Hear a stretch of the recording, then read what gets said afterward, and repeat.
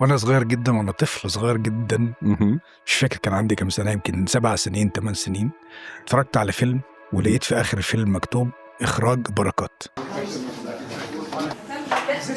رحت رايح جايب جواب كنت كاتب فيه الاستاذ بركات، انا فلان الفلاني ونفسي اشتغل معاك.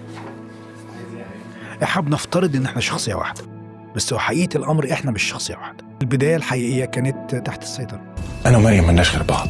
فطاقت في دماغي فكره ان انا اجيب لكل كاركتر من الواقع شبهه. يعني هو قال لي مثلا انه المشهد اللي انت شايف انه هيأذي الجمهور ما نعملوش.